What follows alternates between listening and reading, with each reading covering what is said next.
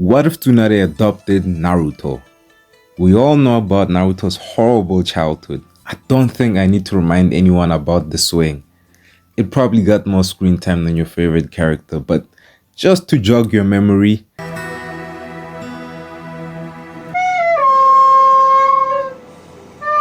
okay, that's enough. I think you get the point. Naruto's childhood was not so great. But basically every important ninja had a fucked up childhood. It builds character, you know? Although in the case of Naruto, it just kinda seems like everyone who should have been in his life just avoided him at all costs cause of reasons, I guess. Let's just get this out of the way. The third Hokage is probably last on the list of people who should have potentially adopted Naruto. I know, I complain about Hiruzen a lot.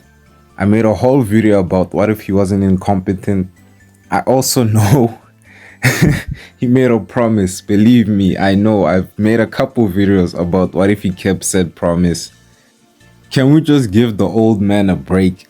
The village was having problem after problem during and after the Third War, and Minato didn't really do much to fix it. So, long story short, Hiruzen was just too old, too busy, and a bit too tired to look after Naruto. He barely looked after his own grandson, so no, him taking care of Naruto is completely out of the question.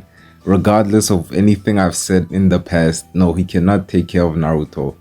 So that leaves Jiraiya and Kakashi, two people who it makes no sense why they never even said hello to Naruto when the entire village kinda, hated him. But I don't think they're fit to adopt Naruto. Kakashi was too young, too busy, and had so much trauma that, mind you, he was still dealing with by chapter 687 in Naruto. So no, Kakashi is not suitable to be a parental figure. In fact, he probably needs one himself. And when it comes to Jiraiya, ignoring the fact that he's way more busy than Kakashi, and I don't think he really wants to be a guardian to anyone, he would honestly just ask Tsunade to do it. That's kind of his go-to for anything he really doesn't want to do.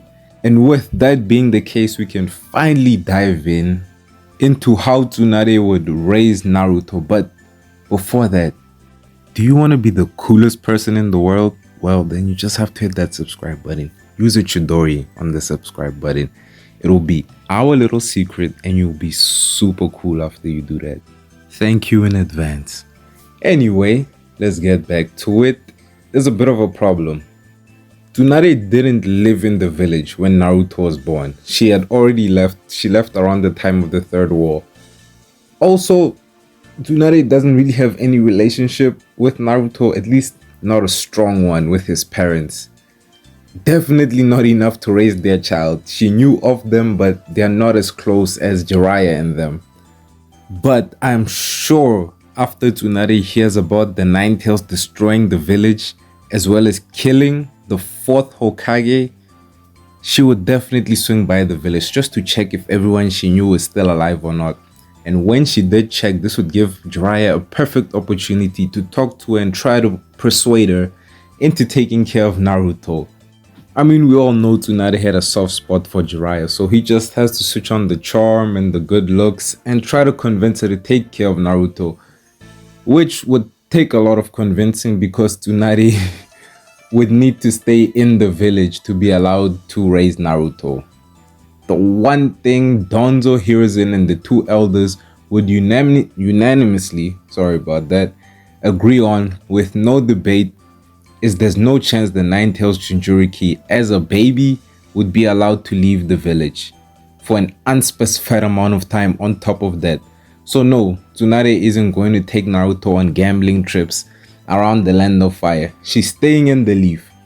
Tsunade would be incredibly reluctant to do so, but when Jiraiya explained how much Naruto needed a guardian and how no one else was capable except her, she would agree. But believe me, this wouldn't just happen in a couple minutes. This would be a weeks-long conversation / debate that Jiraiya and Tsunade would be having back and forth, constantly arguing about but would eventually come to the same conclusion that she would take care of Naruto. This arrangement would be good for Tsunade as well. She was in a very pessimistic, dark place at the time, having lost her brother and shortly after her lover. She would be terrified that she might now lose a child, but over time the fear would start to fade and she would begin to open up her heart once again. She would eventually conquer her hemophobia. I mean, kids get injured a lot and very easily, so eventually Naruto would get injured and bleed in front of Tsunade. So this would push her to eventually conquer her fear whilst taking care of Naruto. Her relationship with Naruto would grow day by day, month by month, and year by year. She would start to view Naruto as her own child, especially the more he grew up and started to resemble her late younger brother, not only in appearance but also behavior. Speaking of which, Naruto wouldn't be as much of a prankster or loudmouth, but he would have some serious anger issues, just like Tsunade. In terms of Naruto learning about his biological parents, that would still be kept from him. Minato had a lot of enemies in almost every single village. So until Naruto was old enough and mature enough to handle knowing his dad is the legendary 4th Hokage who killed 1,000 shinobi by himself and basically won the war for the Hidden Leaf village and still keep his mouth shut, it would be hidden from him. Although a legendary Sannin who left the village returning to take care of some kid would raise a lot of questions, but Naruto's identity as the Nine-Tails Jinchuriki eventually being leaked would explain the entire situation. Whether or not everyone would still avoid Naruto is up for debate. I think more kids would befriend Naruto because he wouldn't be so annoying as he used to be, and he would also be a lot more competent. And as you know, ninjas really like other ninjas that are really good at doing ninja stuff. And I mean, come on, his mom is the greatest medical ninja ever.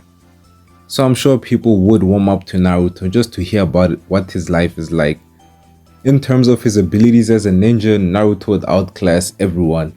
Tsunade would have Naruto focusing all his attention into mastering chakra control, in the hopes of potentially learning medical ninjutsu. I don't imagine Naruto would master medical ninjutsu, but just the attempt would give him insane chakra control. On top of his absurd amounts of chakra, Naruto would likely learn wind style before even graduating due to all these factors, as well as enhanced chakra strength.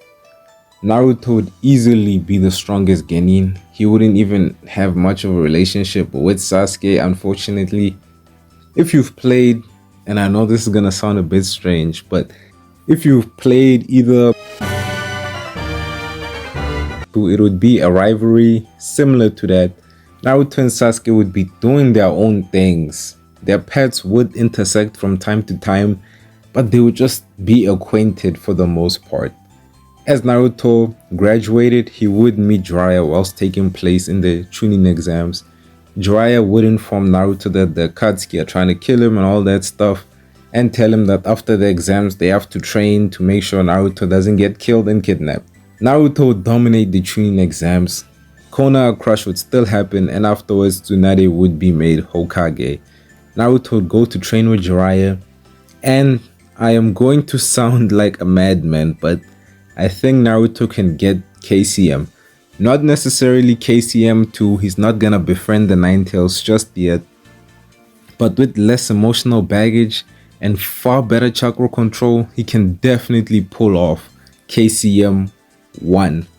Or maybe he would be able to use that knockoff version, like the one that was in that 4-part filler that was randomly high production because it was supposed to be a movie. I don't know if you remember it. I believe it was called Path to Power, or maybe the name was just Power. The name eludes me, but he would have something like that. Regardless, this is where the scenario and the video has to unfortunately come to an end. The events of Shippuden were largely out of Naruto's control. The Akatsuki did stuff and then Naruto reacted. That's basically what happened. I could give you a few fictitious scenarios, but I respect your time and your intelligence, so I refrain from doing so. But something I almost forgot to mention is that Naruto would just basically beat everyone up super easily. You know, he has case here. But by the time the war rolls around, it would be far easier because there would be no Edo Tensei. If you remember, Kabuto showed up in front of Naruto and they were looking for Sasuke, and he was like, "Ooh, I have Orochimaru powers now. I'm that guy." And then they try to kill him. Then Kabuto escapes somehow. I don't know how. This time, when Kabuto tries to do all of that, Naruto's gonna kill him this time. So no more Edo Tensei, no more Madara, and yeah, the war's gonna go rather smoothly. Sasuke would stay a rogue ninja after finding out the truth. He wouldn't have much strength to really try and kill Naruto after he gets KCM and they resolve the whole war situation. And Naruto would of course eventually become Hokage. With that, the video is basically over, but there is some information I have to share with you. I know I haven't been uploading all that frequently, my bad. I apologize. That's my fault. But the reason, and it's not an excuse, I promise, is that I've recently started law school, so all my time has effectively evaporated.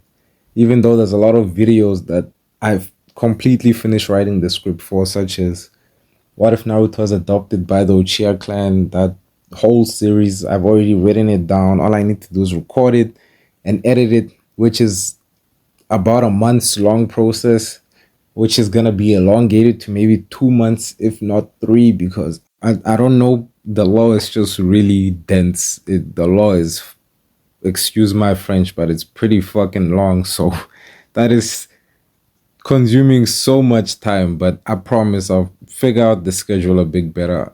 When the semester ends, I'll really try to push out a couple more videos. I'll balance it out. Just please have some patience with me. With that, I bid you farewell. Please have a beautiful rest of your day and thank you for watching.